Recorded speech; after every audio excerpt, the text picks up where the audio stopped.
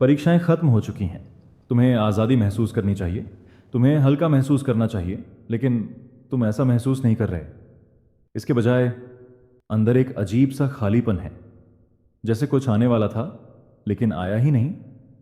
जैसे तुमने एक लंबी दौड़ पूरी की और अंत में पता चला कि कोई फिनिश लाइन थी ही नहीं। अगर तुम अभी यही महसूस कर रहे हो तो थोड़ा ठहरो, क्योंकि जो तुम महसूस कर रहे हो उसका एक नाम है, एक वजह है। और ये सिर्फ खालीपन नहीं है। जरा अपने पिछले कुछ महीनों के बारे में सोचो।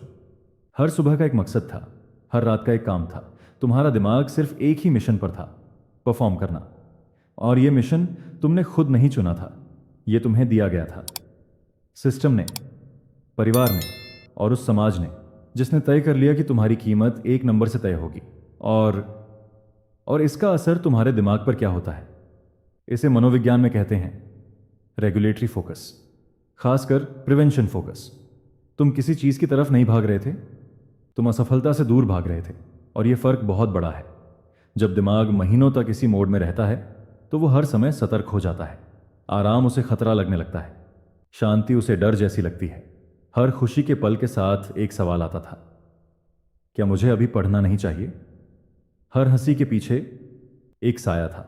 और फिर परीक्षा खत्म हो जाती है, खतरा खत्म हो जाता है, लेकिन तुम्हारा दिमाग नहीं समझता।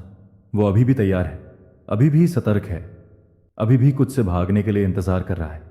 ये कमजोरी नहीं है, ये तुम्हारा शरीर है जो वही कर रहा है जिसके लिए उसे ट्रेन किया गया था। तुम टूटे हुए नहीं हो, तुम नाशुक्रे नहीं हो, तुम खुश ना हो पाने में असफल नहीं हो। जो तुम महसूस कर रहे हो उसका एक नाम है पोस्ट गोल अचीवमेंट डिप्रेशन। ये सिर्फ तुम्हारे साथ नहीं होता, खिलाड़ियों के साथ होता है, छात्रों के साथ, नौकरी करने वालों के साथ भी। जब हम किसी लक्ष्य के पीछे भागते हैं तो हमारा दिमाग डोपामाइन छोड़ता है, लेकिन ये इनाम के लिए नहीं होता, ये चेस के लिए होता है। डोपामाइन पाने में नहीं, चाहने में होता है। तो जैसे ही वो दौड़ खत्म होती है, डोपामाइन कम हो जाता है और दिमाग, जिसने अपनी पूरी पहचान उसी लक्ष्य पर बना ली थी, अचानक बिना दिशा के रह जाता है। भारत में ये और गहरा होता है, क्योंकि यहां परीक्षा सिर्फ परीक्षा नहीं होती, वो पहचान बन जाती है। मैं जेईई की तैयारी कर रहा हूं, मैं नीट दे रहा हूं, मैं यूपीएससी का छात्र हूं। और जब यह पहचान खत्म होती है तो सवाल आता है, अब मैं कौन हूं? थोड़ा और गहराई में चलते हैं। तुम्हारे दिमाग में एक सिस्टम होता है, डिफॉल्ट मोड नेटवर्क। ये तब एक्टिव होता है जब तुम कुछ खास नहीं कर रहे होते। ये तुम्हारे बारे में सोचता है, तुम्हारा अतीत, तुम्हारा भविष्य, तुम्हारी पहचान। पढ़ाई के दौरान ये सिस्टम दबा रहता है क्योंकि तुम व्यस्त थे, लेकिन अब जब सब खत्म हो गया, ये सिस्टम पूरी ताकत से वापस आता है और तुम्हारे दिमाग में सवाल भर जाते हैं, मैं सच में क्या चाहता हूं? क्या यह सब सही था? क्या यही मैं हूं? इसे कहते हैं मीनिंग वैक्यूम। इंसान की सबसे बड़ी जरूरत खुशी या सुरक्षा नहीं होती, बल्कि मीनिंग। जब यह अर्थ बाहर से मिलता है, सिलेबस, रैंक, रिजल्ट से, तो वो तब तक काम करता है जब तक वो सिस्टम है।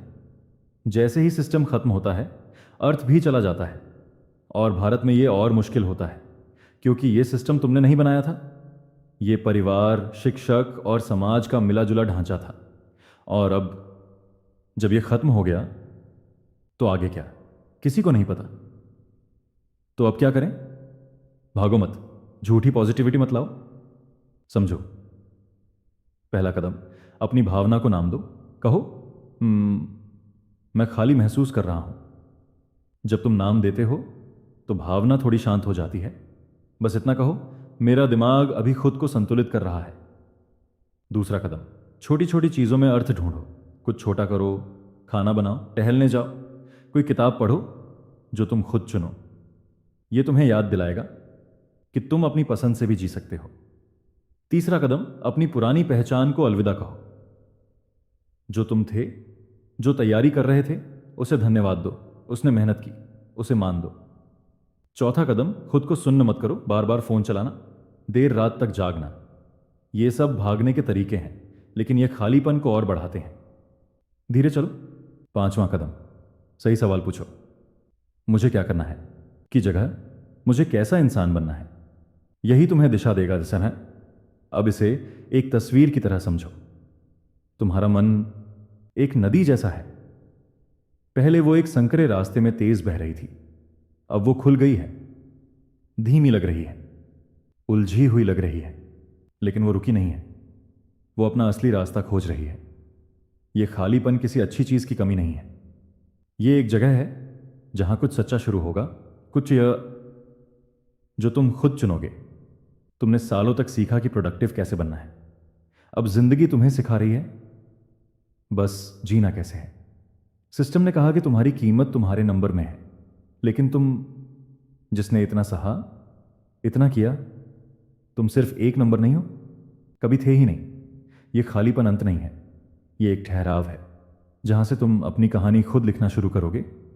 पहली बार अपने तरीके से, आराम से हुए। दुनिया इंतजार कर सकती है, और सबसे जरूरी, तुम इंतजार के लायक हो।